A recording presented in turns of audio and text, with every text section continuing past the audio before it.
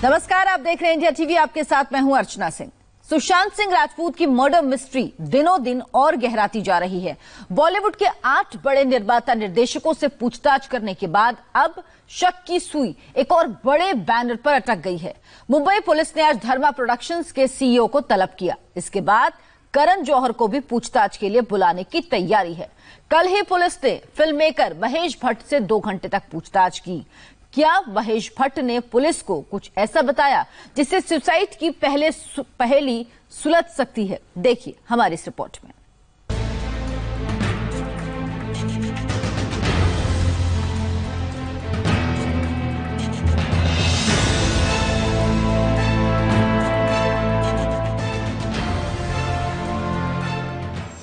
संजय लीला भंसाली, शेखर कपूर, रूमी जाफरी, आदित्य चोपड़ा, मुकेश छाबड़ा, महेश भट्ट।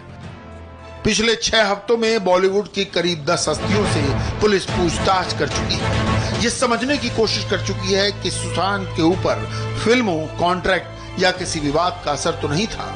इसमें सबसे ताजा कड़ी हैं महेश भट्ट। महेश भट्ट का बयान इसलिए दर्ज किया गया क्योंकि इस केस की शुरुआती दिनों से ही महेश भट्ट को लेकर कई सारे सवाल खड़े हो रहे थे और साथ ही एक बयान में उनका नाम भी आया था। जब महेश भट्ट से पूछा गया कि वो सुशांत को कब से जानते थे, तो उन्होंने बताया कि सुशांत से वो सिर्फ 2 बार मिले हैं।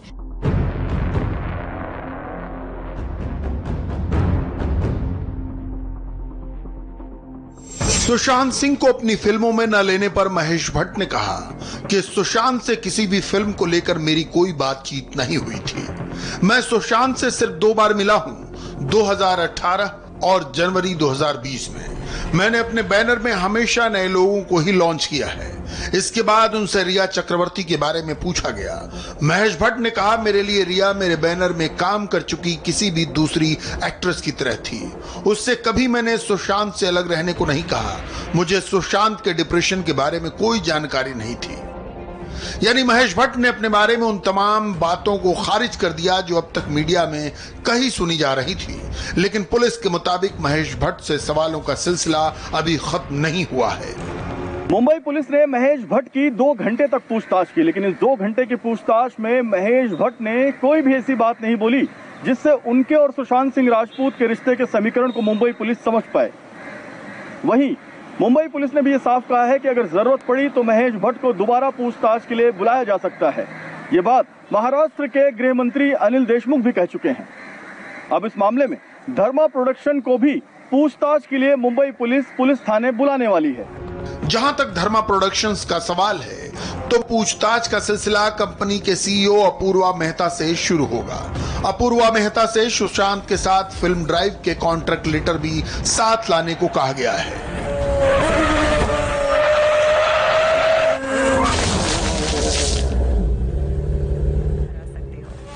इसके जरिए पुलिस ये समझने की कोशिश करेगी कि फिल्म ड्राइव में सुशांत ने किन शर्तों पर काम किया और ये फिल्म आखिर सिनेमा घरों की बजाय OTT प्लेटफॉर्म पर क्यों रिलीज की गई। मुंबई पुलिस ने धर्मा प्रोडक्शन के सीईओ अपूर्व मेहता को 12 से 12:30 बजे के बीच बांद्रा पुलिस थाने आने को कहा है। अपूर्व मेहता से मुंबई पुलिस के 3 अफसरों की टीम पूछताछ करेगी, जिसमें एक IPS अधिकारी भी होंगे। पुलिस सूत्रों के मुताबिक अपूर्वा मेहता से सवालों के बाद पूछताछ की तैयारी करण जौहर से भी करने की हो चुकी है। करण जौहर को इसी हफ्ते कभी भी पूछताछ के लिए बुलाया जा सकता है।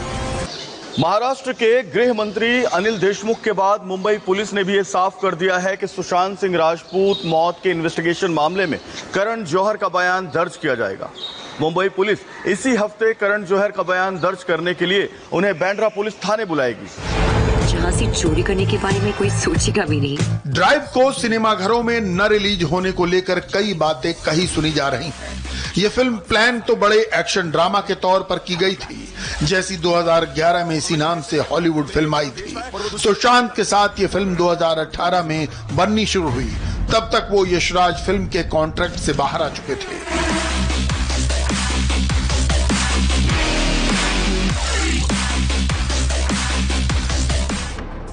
यशराज के साथ सुशांत का विवाद भी सरेआम था। इसके संकेत शेखर कपूर भी अपने बयान में दे चुके हैं। तो क्या इसे सिनेमाघरों में न रिलीज करने के पीछे इस विवाद का कोई कनेक्शन है? ये सवाल इसलिए क्योंकि ड्राइव का ट्रेलर जब जनवरी 2019 में जारी किया गया तब इसकी रिलीज डेट जून 2019 बताई गई थी। फिर इसकी रिलीज क्यों टाली गई और 1 नवंबर 2019 को ये नेटफ्लिक्स पर किस वजह से रिलीज की गई? इस सवाल के जवाब तो करण जौहर और उनके सीईओ ही देंगे, क्योंकि सुशांत फिल्म के ओटीटी रिलीज से खुश नहीं थे और उनके डिप्रेशन में जाने की टाइमलाइन भी 2019 के इन्हीं महीनों से शुरू होती है। सुशांत सिंह राजपूत के डिप्रेशन के बारे में जो फैक्ट सामने आए वो सितंबर-अक्टूबर 2019 के हैं। इन दिनों में सुशांत के साथ आखिर क्या हुआ जो वो डिप्रेशन में चले गए? क्या इसके पीछे कोई प्रोफेशनल गैंग था? इसकी जांच सीबीआई को सौंपने की बात एक बार फिर से उठने लगी है। सुशांत सिंह राजपूत सुसाइड केस में कुछ तो ऐसा है जो अभी पूरी तरह खुला नहीं। 1.5 महीने की जांच और 40 लोगों से पूछताछ के बाद भी रहस्य का सुराग नहीं मिला।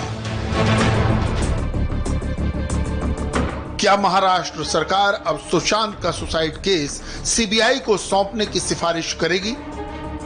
ये सवाल इसलिए क्योंकि मामले की जांच की सिफारिश किसी और ने नहीं बल्कि महाराष्ट्र के डिप्टी सीएम अजित पवार के बेटे पार्थ पवार ने की है। पार्थ पवार ने अपनी मांग महाराष्ट्र के गृह मंत्री अनिल देशमुख से मिलकर रखी है। इसके लिए बाकायदा उन्होंने लिखित आवेदन भी दिया है। इस देश का हर युवा चाहता है कि सुशांत केस की गहन जांच हो। राष्ट्रीय स्तर पर युवाओं और सुशांत के फैन की भावनाओं का आदर करते हुए मैं महाराष्ट्र के गृह मंत्री अनिल देशमुख जी से मांग करता हूं कि मामले में सीबीआई जांच की सिफारिश करें।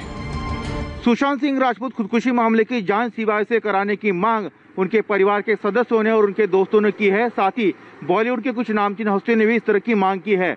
लेकिन अब एनसीपी की युवा नेता और राज्य के उप मुख्यमंत्री अजित पवार के बेटे पार्थ पवार ने सीबीआई जांच की मांग राज्य के गृह मंत्री से मिलकर की है और पार्थ पवार की इस मांग को राज्य के अन्य नेताओं ने भी समर्थन दिया है। सारे देश के लोगों की नजरें लगी हुई कि भाई इतना उभरता हुआ नया लड़का इस खुदकुशी किया, उसके पीछे क्या राज है, सब जानना चाहते हैं। तो सीबीआई इंक्वायरी होगी तो मुझे लगता है थोड़ा जरूर लोगों को सेटिस्फेक्शन होगा। मुंबई की पुलिस अपने आप में एक महत्वपूर्ण भूमिका निभा रही है। वो हर कोई ऐसा पहलू नहीं छोड़ रही है कि कहीं से भी कोई शंका की गुंजाइश रह सके। बावजूद इसके अगर सेटिस्फेक्शन के लिए लोगों को कोई अगर ये बात कहता है कि सीबीआई जांच करे तो सीबीआई जांच करनी चाहिए, उसमें गलत क्या है? सीबीआई जांच की ये मांग ऐसे समय में जोर पकड़ रही है जब मुंबई पुलिस के हाथ कोई ठोस सुराग नहीं होने की बात सामने आ रही है। उसके पास 40 लोगों के बयान जरूर हैं, लेकिन आखिर वो कौन सा सुराग है जिसके बिना मुंबई पुलिस की जांच किसी नतीजे पर नहीं पहुंच पा रही?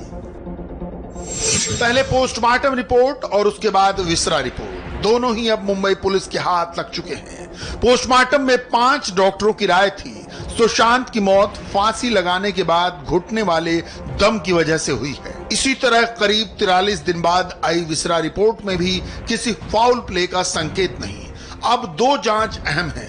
एक तो नाखूनों के नमूनों की जांच, जिससे पता चलेगा आखिरी वक्त में सुशांत के साथ कोई जोर जबरदस्ती हुई थी या नहीं। सुशांत के सुसाइड केस में 2 रिपोर्ट क्लियर हैं, तो क्या तीसरी और चौथी रिपोर्ट में कोई सुराग हाथ लगेगा? सीबीआई जांच की मांग के साथ एक सवाल यह भी है कि क्या अब तक की पुलिस इन्वेस्टिगेशन कोई कड़ी मिस कर चुकी है? हालांकि पार्थ पवार की मांग पर अभी सरकार की तरफ से कोई ग्रीन सिग्नल नहीं आया, लेकिन इस केस की मॉनिटरिंग कर रहे गृह मंत्री अनिल देशमुख पहले ही साफ कर चुके हैं इस मामले में जिस हस्ती की जरूरत पड़ेगी उसे जांच के दायरे में लाया जाएगा। तो एक तरफ सुशांत सिंह राजपूत सुसाइड केस में पुलिस अब तक